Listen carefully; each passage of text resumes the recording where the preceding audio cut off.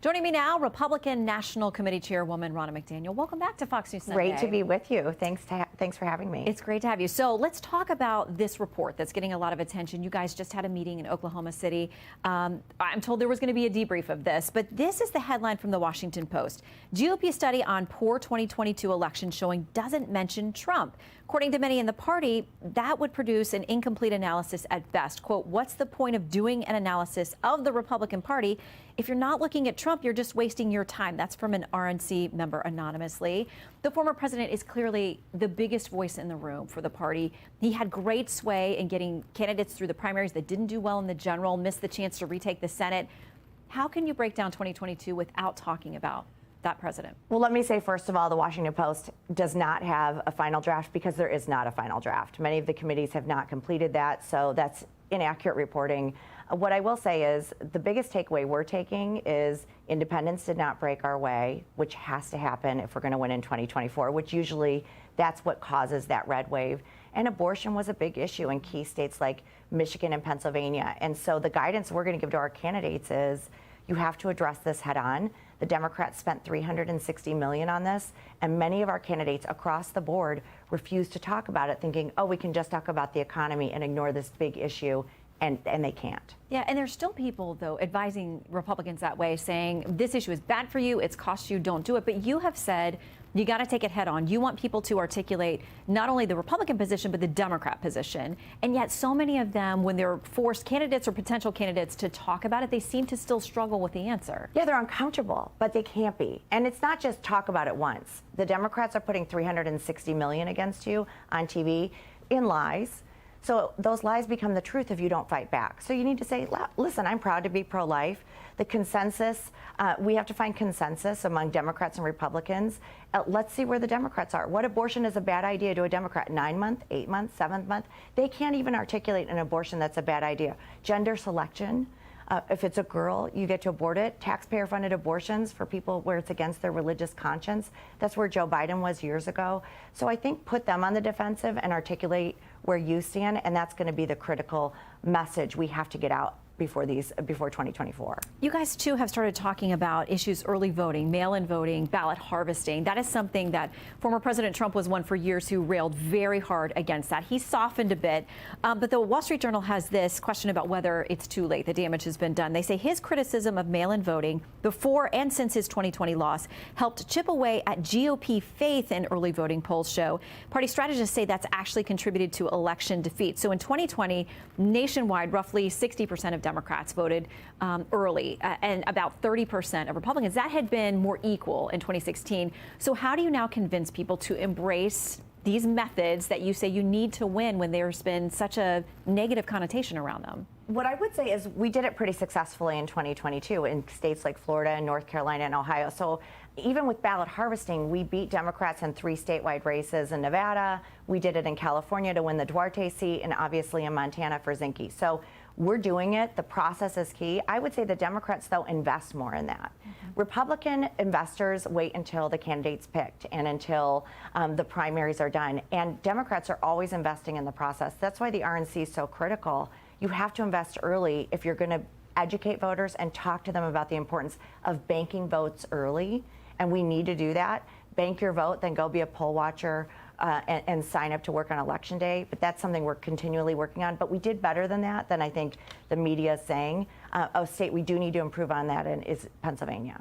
Okay, and that's such a critical state in so many of these races nationally and the Senate races and others, the gubernatorials. So let's talk about debates, yes. Because those are coming.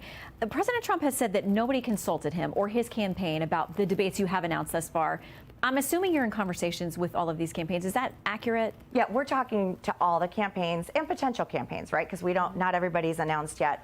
I've talked to President Trump. Dave Bossie, who's running the debate committees, talked and met with all the candidates. Yes, we're talking with them all the time. But no, we're not asking them where should we have it, who should be the moderators. That would be inappropriate. What I do know is we're going to have a great field, and the next president of the United States is going to be on our debate stage. So he has said some things about whether or not he'll be on that debate stage. Let me play a little bit of what he said a couple days ago. When you're way up, you don't do debates. If you're even or down, you do debates. But when you're way up, what's the purpose of doing the debate? He also wrote on Truth Social, he said, if you're leading by what he's called seemingly insurmountable numbers, and we'll get to the polls, why subject yourself to being libeled and abused? So what happens if he doesn't show up? You know, that's his choice. And every candidate's going to make that calculation. They're going to decide, when do I announce? Do I go to Iowa? Do I go to New Hampshire? Do I debate? And that's going to be his decision. What I think is the American people want to see these candidates. They want to see what they're articulating, and especially, what is your plan to take us out of the misery of Joe Biden? What are you going to do to help our kids in school who are dealing with fentanyl and TikTok? What are you going to do to help get us energy independent? People are really hurting right now in this country. So I look at the debate not just about Republican against Republican. I look at it as our party making a case as to why we should win the White House and defeat Joe Biden.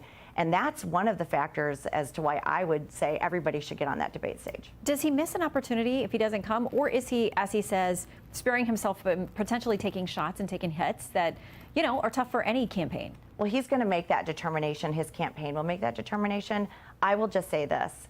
People are struggling, and they want to see our plan as a party as to how we're going to win. So I do think it's important to get on the debate stage, but also remember, hey, who are we against? It's Joe Biden. Who's doing this to our country? Joe Biden. And I think one of the other takeaways we took from the midterms in 2022 is that we don't just need independents, we need every Republican. And we need to bring every Republican together. We had states where Republicans wouldn't vote for Republican nominees, and that was a big factor in why we lost some key Senate races. So we need to come together and remember who we're against in November, and that's going to be this Biden White House that is destroying our country. Do you feel like sometimes, though, you have to remind the former president about that message? Because he's been very influential in races. I think back to Georgia, you know, a couple of cycles back, where people felt like they weren't going to show up because he told them that something unfair was going on. I think there's a lot of people that need to be reminded that we need to remember that it's Joe Biden. And I think the voters feel that. They feel that angst. And they say that to me all the time. We need party unity. We need to bring everybody together, because what they're doing to our country is frightening. We're not going to have the America we know and love if this continues. If they stack the Supreme Court, if they get rid of the filibuster, if they abandon energy independence, if they're so beholden to China. I mean, look at China is running this White House in a lot of ways. China is the reason fentanyl's coming across our border. China is taking our kids' data on TikTok. We sold our strategic petroleum reserves to China. This is an administration that is more China first than America first, and the American people want a president who cares about them. All right, let's talk about the strategy that this president currently has to go back into 24. They say basically they want to do what they did in 2020. It worked for him. And what they think worked in the midterms in 2022. Lay low, keep the spotlight on what they like to call MAGA extremists in your party. One op-ed piece in the New York Times put it this way: Mr. Biden's biggest advantage might not come from anything he has actually done. Instead, it might come from the chaos among Republicans. This is welcome news for the president, who's fond of telling voters, and we both heard him say it last night, don't compare me to the almighty, compare me to the alternative. Democrats want to point to a split in the party about everything from whether President Trump should be your nominee to where to draw the line on abortion, how to have that conversation. How worried are you about the president's message there, that he's going to point to you guys and say to America, they're too divisive, they're too extremist, you can't trust them? Well, we're seeing this happen, right? And I'm not surprised he's going to hide. He's hid from the press. He's hid from the American people. He doesn't take tough questions. He doesn't have to answer for anything, any of the scandals that he has in his presidency. So he's going to hide again, and most of the media will allow him to do that. But I do think he's right about one thing. We cannot win if we're not united. If Republicans don't vote for other Republicans, we're not going to win. And we don't just need all of Republicans. We need independents, too. You know, Shannon, Republicans are migrating. They are migrating to red states. Why? Because we've got great governors across the country, low taxes, our policies work.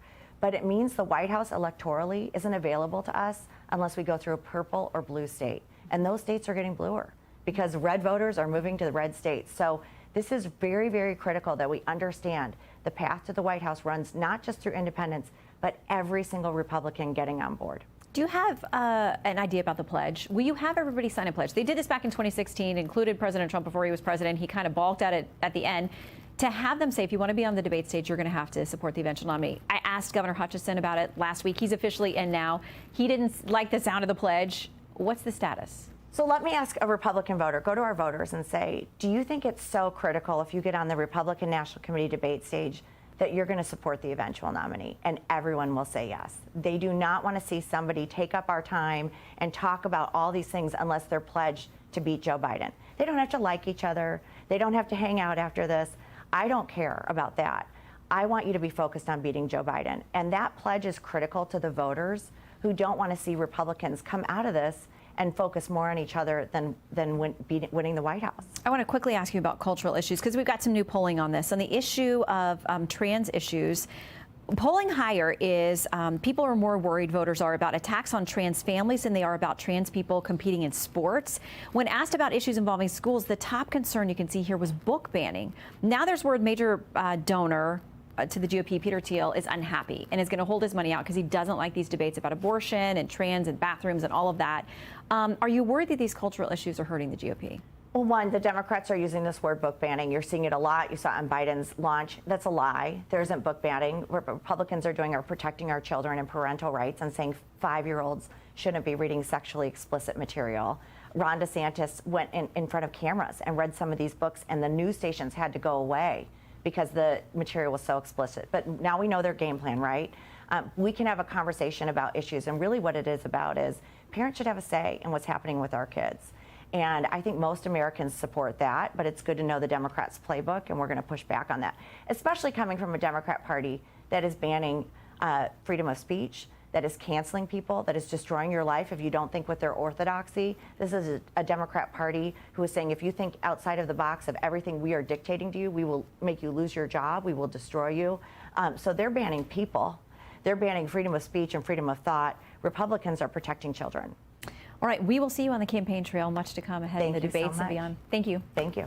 I'm Steve Ducey. I'm Brian Kilmeade. And I'm Ainsley Earhart. And click here to subscribe to the Fox News YouTube page to catch our hottest interviews and most compelling analysis.